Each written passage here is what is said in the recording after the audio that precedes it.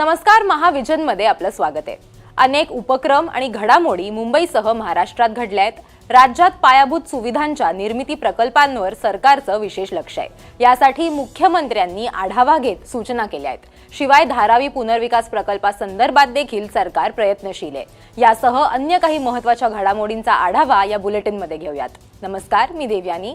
महत्त्वाच्या घडामोडी तर आपण जाणून घेणार आहोतच, पण त्याआधी नजर टाकूयात हेडलाईन्सवर।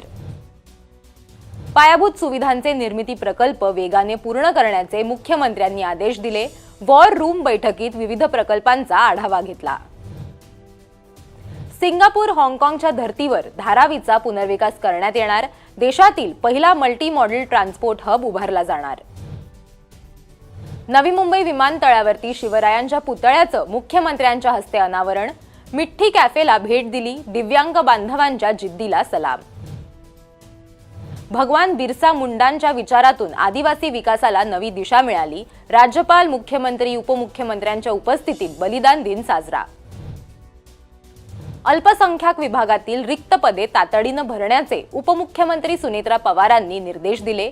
योजनांचा लाभ पोहोचवण्यासाठी प्रयत्न करण्याचंही आवाहन केलं।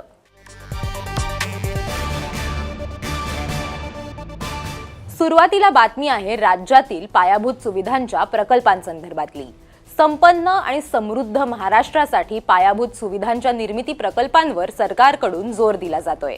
संबंधित यंत्रणांनी प्रकल्प पूर्ण करण्यासाठी येणाऱ्या अडचणी दूर करत निश्चित कालावधीत प्रकल्प पूर्ण झाला पाहिजे याकडे लक्ष द्यावं, असे आदेश मुख्यमंत्री देवेंद्र फडणवीसांनी दिलेत। पायाभूत सुविधा मुख्यमंत्री वॉर रूम बैठक नुकतीच पार पडली। यामध्ये मुख्यमंत्र्यांनी प्रकल्पांचा आढावा घेतला। कुठल्याही परिस्थितीत प्रकल्पाच्या पूर्णत्वामध्ये होणारा विलंब खपवून घेतला जाणार नाही, असं मुख्यमंत्र्यांनी यावेळी सांगितलंय। पायाभूत सुविधा निर्मिती प्रकल्पांच्या पूर्णत्वासाठी इंधनाचा पुरवठा सुरळीत राहण्याबाबत दक्षता घ्यावी, अशा सूचना देखील मुख्यमंत्र्यांनी अधिकाऱ्यांना दिल्या आहेत।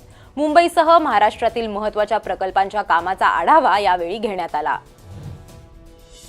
आता बातमी आहे धारावी पुनर्विकास प्रकल्पासंदर्भातली। सिंगापूर आणि हाँगकाँग मधील आधुनिक गृहनिर्माण प्रकल्पांच्या धर्तीवरती धारावीचा पुनर्विकास करावा, असं मुख्यमंत्री देवेंद्र फडणवीसांनी सांगितलंय। शिवाय हा प्रकल्प राबवताना धारावीतील नागरिक, त्यांची उपजीविका आणि स्थानिक वैशिष्ट्य यांना केंद्रस्थानी ठेवण्यात यावं। महत्त्वाचं म्हणजे ठरलेल्या कालावधीतच प्रकल्प पूर्ण करण्याचे नियोजन करावे, असे स्पष्ट निर्देश मुख्यमंत्री देवेंद्र फडणवीसांनी दिलेत। धारावी पुनर्विकास प्रकल्पाअंतर्गत देशातील पहिला अत्याधुनिक मल्टी मॉडेल ट्रान्सपोर्ट हब उभारण्यात येणार आहे। हा प्रकल्प केवळ इमारती उभारण्याचा कार्यक्रम नसून धारावीकरांच्या सर्वांगीण विकासाचा उपक्रम आहे। त्यामुळे धारावी इथे राहणारे नागरिकच या प्रकल्पाच्या केंद्रस्थानी असले पाहिजेत, असंही मुख्यमंत्र्यांनी यावेळी सांगितलंय। राज्याच्याच नव्हे तर देशाच्या अस्मितेचं प्रतीक असणाऱ्या छत्रपती शिवाजी महाराजांच्या पुतळ्याचं अनावरण नवी मुंबई आंतरराष्ट्रीय विमानतळाच्या टर्मिनल 1 मध्ये मुख्यमंत्री देवेंद्र फडणवीसांच्या हस्ते करण्यात आलं। महाराष्ट्राची समृद्ध सांस्कृतिक परंपरा आणि ओळख विमानतळावरून येणाऱ्या देशी विदेशी प्रवाशांपर्यंत पोहोचावी, या उद्देशानं दर्शनी भागात पुतळा बसवण्यात आल्याचं फडणवीसांनी म्हटलंय। स्वराज्याची राजधानी रायगड त्या जिल्ह्यातलं हे विमानतळ, त्यामुळे या ठिकाणी महाराजांचा पुतळा असलाच पाहिजे। आणि मला अतिशय आनंद आहे की केवळ 8 महिन्यामध्ये हा भव्य अशा प्रकारचा पुतळा तयार झाला।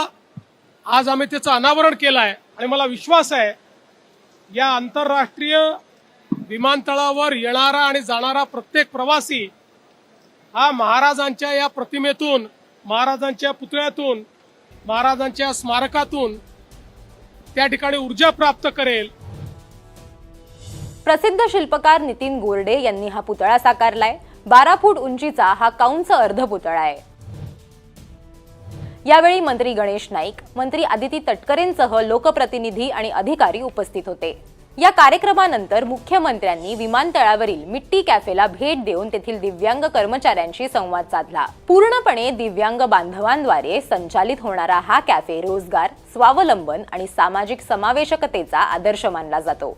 यावेळी मुख्यमंत्र्यांनी कर्मचाऱ्यांच्या कामाची माहिती घेत त्यांच्या जिद्द, आत्मविश्वास आणि कार्यक्षमतेचं कौतुक केलं। मुख्यमंत्र्यांनी कर्मचाऱ्यांसोबत केक कापून आनंदाचे क्षण साजरे केले आणि त्यांचा उत्साह वाढवला। भगवान बिरसा मुंडा हे आदिवासी हक्कांच्या लढ्याचे प्रेरणास्थान आहेत. महाराष्ट्रासह देशभरातील आदिवासी समाजासाठी त्यांचं कार्य आजही दिशादर्शक आहे. याच बिरसा मुंडा यांच्या बलिदान दिन कार्यक्रमाचं आयोजन लोकभवनात करण्यात आलं. राज्यपाल जिष्णुदेव वर्मा, मुख्यमंत्री देवेंद्र फडणवीस, उपमुख्यमंत्री एकनाथ शिंदेंच्या प्रमुख उपस्थितीत हा कार्यक्रम पार पडला. आदिवासी समाजाच्या सर्वांगीण विकासासाठी राज्य सरकार कटिबद्ध असून शिक्षण, आरोग्य, रोजगार, संस्कृती संवर्धन आणि हक्कांचं संरक्षण यासाठी विविध महत्त्वपूर्ण निर्णय राबविले जात आहेत. जलजंगल आणि जमिनीच्या हक्कासाठी भगवान बिरसा मुंडा यांचा लढा प्रेरणादायी आहे, असं उपमुख्यमंत्री एकनाथ शिंदे यावेळी म्हणाले.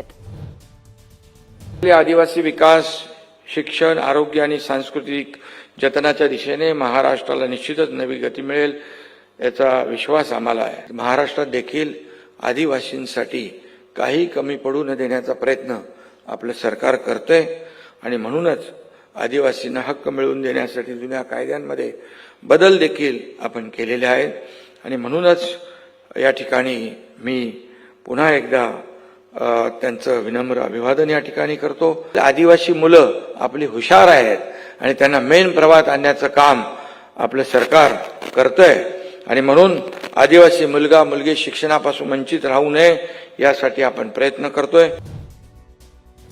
आदिवासी समाजाच्या सर्वांगीण उन्नतीसाठी सरकारची वचनबद्धता कायम राहील अशी ग्वाही यावेळी मुख्यमंत्री देवेंद्र फडणवीस यांनी दिली आहे. कार्यक्रमाला मंत्री अशोक उईके, मंत्री नरहरी झिरवळ, राज्यमंत्री इंद्रनील नाईकांसह लोकप्रतिनिधी आणि मोठ्या संख्येनं आदिवासी बांधव उपस्थित होते. शिक्षण, कौशल्य विकास, रोजगार निर्मिती आणि सामाजिक सक्षमीकरणाच्या माध्यमातून अल्पसंख्याक समाजाचा सर्वांगीण विकास साधण्यासाठी राज्य शासन कटिबद्ध आहे. अल्पसंख्याक विभागातील रिक्त पदं कालमर्यादेत तातडीनं भरण्याची प्रक्रिया गतिमान करण्याचे निर्देश उपमुख्यमंत्री तथा अल्पसंख्याक विकास मंत्री सुनेत्रा पवारांनी दिलेत. तसंच विभागामार्फत राबवण्यात येणाऱ्या वैयक्तिक लाभाच्या योजनांचा लाभपात्र लाभार्थ्यांपर्यंत प्रभावीपणे पोहोचण्यासाठी विशेष प्रयत्न करावेत असंही त्यांनी सांगितलंय.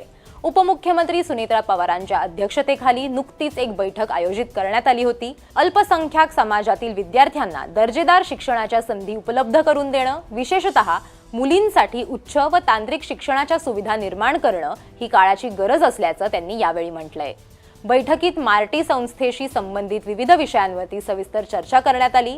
सुनेत्रा पवारांनी अल्पसंख्याक समाजाच्या विकासासाठी शासनाच्या सर्व विभागांनी समन्वयानं काम करून योजनांची प्रभावी अंमलबजावणी सुनिश्चित करण्याचे निर्देश दिलेत. या होत्या या आठवड्यातल्या काही महत्त्वाच्या बातम्या. तुम्हाला हा व्हिडिओ कसा वाटला ते आम्हाला कमेंट करून नक्की सांगा आणि मुंबई तकला सबस्क्राईब करायला विसरू नका.